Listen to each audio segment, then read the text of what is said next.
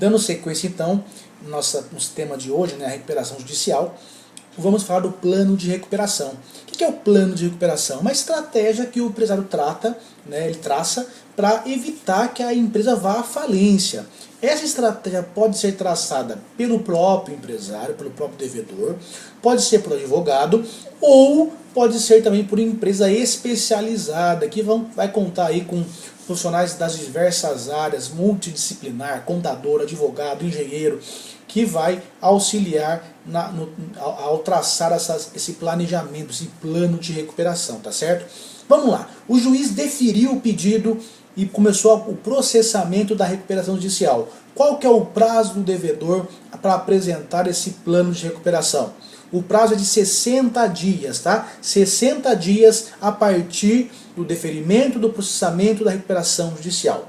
Se o devedor não apresentar dentro desse prazo de 60 dias, o juiz vai converter a recuperação em falência. Tranquilo?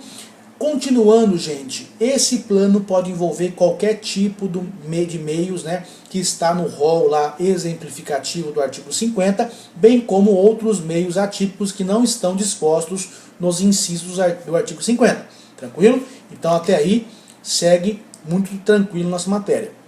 Quais são os requisitos? Primeiro, aqueles meios que eu vou utilizar para recuperar a empresa e não falir, eu tenho que detalhar eles lá no nosso plano de recuperação. Além disso, eu vou precisar colocar também, elaborar um laudo econômico financeiro e de avaliação dos bens. E esse laudo tem que ser feito por um profissional legalmente habilitado ou por empresa especializada. E por fim, um dos requisitos é demonstração da viabilidade econômica. Professor, mas o que é isso? É muito complicado você conceituar a viabilidade econômica, mas eu tenho que demonstrar que a empresa tem condições mínimas de se reestabelecer, ou seja, de ser saneada aquele problema, aquela crise econômico-financeira e voltar a ter uma vida financeira saudável, tá bom? Pode, por exemplo, envolver uma marca muito conhecida. Vamos dizer que uma marca muito conhecida, muito respeitada, com um público fiel, está passando por uma crise econômico-financeira e ela precisa buscar a recuperação judicial. Ou seja, ela, por ter uma marca muito forte, reconhecida pelo meio do consumo, pelos consumidores, pelos clientes, ela é uma empresa que se demonstra viável, tá certo? Ela tem viabilidade econômica, beleza? Mas não vai ser sempre muito fácil de demonstrar isso. Tudo bem, professor? Aí apresentou lá o plano de recuperação. O que pode ser feito quem não concordar com aquele plano? Pode se apresentar objeção. E qual que é o prazo? Qualquer credor poderá apresentar objeção no prazo de 30 dias ao plano, tá bom? Então o plano foi apresentado, vai lá se intimar os credores, e nisso ele vai apresentar objeção em 30 dias, tranquilo? Se o juiz ver que houve objeção, ele vai convocar a Assembleia para discutir a situação e as objeções, e essa Assembleia Geral vai ter um prazo de 150 dias contados a partir da decisão que deferiu o processamento da recuperação para avaliar a questão da objeção. Professor, pode haver modificações no plano de recuperação? Pode. A Assembleia pode modificar, desde que o devedor concorde e dê sua anuência. E por que precisa da anuência do devedor? Porque é ele que conhece a empresa, ele que conhece o negócio. Tranquilo? Além disso, se por um acaso a Assembleia Geral rejeitar o plano de recuperação, o juiz vai decretar a falência do devedor. Lembrando sempre que a Assembleia Geral ela é soberana e o juiz não pode, em regra, interferir na decisão da Assembleia, a não ser, lógico, em casos que a decisão está confrontando normas de ordem pública ou mediante fraude. Tranquilo, gente? Vamos continuar aqui então. E a aprovação? A aprovação ela pode ser tácita ou ela pode ser expressa. Vai ser tácita quando? Quando apresentado o plano de recuperação e passado aquele prazo de 30 dias para objeção, ninguém tiver se manifestado. Nesse caso, tacitamente, os credores aceitaram e aprovaram aquele plano de recuperação. Agora, se foi submetido à Assembleia Geral, aí os credores aprovando o plano será uma aprovação expressa, tranquilo? Então, a Lei 11.101, que é a nossa Lei de Recuperação Judicial e Falência, e extrajudicial também, ela confere aos credores o direito de aprovar ou não o plano apresentado pelo devedor. E aquele negócio, a aprovação do plano na Assembleia deve seguir o quê? Deve ser aprovação de todas as classes de credores, tá certo? A regra então é que todas as classes de credores deverão aprovar o plano de recuperação judicial. Entretanto, é possível que a aprovação, mesmo sem esta condição, seja homologada ou definida pelo juízo. Aí nós chamamos esse um termo americano de cram down, ou seja, goela abaixo. Tranquilo? Mas, professor, então o juiz pode... você disse que a Assembleia é soberana, mas o juiz pode aprovar o plano mesmo sem aprovação de todas as classes, mas ele só poderá fazer isso, o juiz, se tiver cumprido 3 requisitos cumulativos, ou seja, 3 requisitos que se cumulam. Não é ou, é e, tá certo?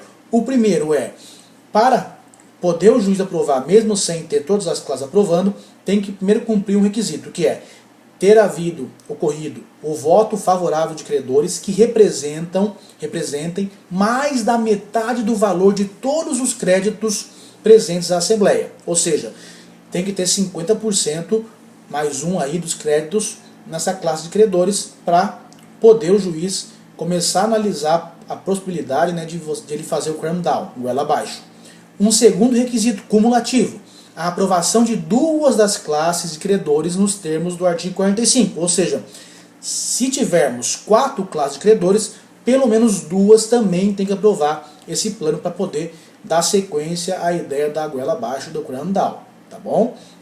E por último, um último requisito que é cumulativo com os outros 2 é o que? Na classe que houver rejeitado aquele plano, tem que ter ocorrido o voto favorável de mais de 1/3 dos credores. Ou seja, se aquela classe de credores que rejeitou o plano em assembleia tiver 5, por exemplo, de credores, tem que ter tido o voto de 3, pelo menos, de 3 credores para conseguir.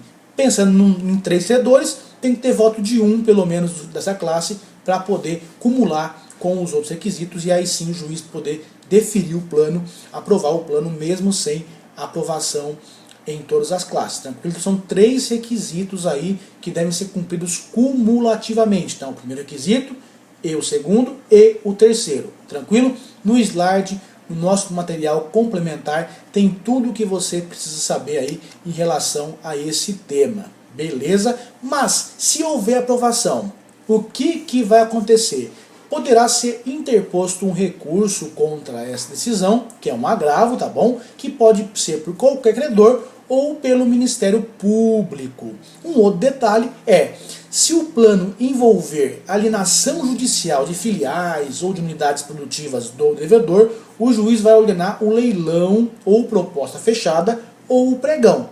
E um outro detalhe, os bens que forem adquiridos de empresas em recuperação, os débitos anteriores àquela compra, né, que é quando adquirir aquele bem, ele não vai passar para o comprador, tá certo? Ou seja, o ônus daquele bem não passa para quem adquiriu aquele bem da empresa em recuperação. E outro detalhe muito importante é que a decisão judicial que concede a recuperação judicial, ela se transforma em título executivo judicial. Então, em caso de descumprimento, poderá ser proposta a ação executória. Tranquilo, gente? Então, até a próxima aula. Espero vocês no Zoom e depois aqui no nosso sistema EAD da Faculdade Dom Bosco para continuarmos nosso resumo aqui da aula dada no Zoom. Até mais então, pessoal.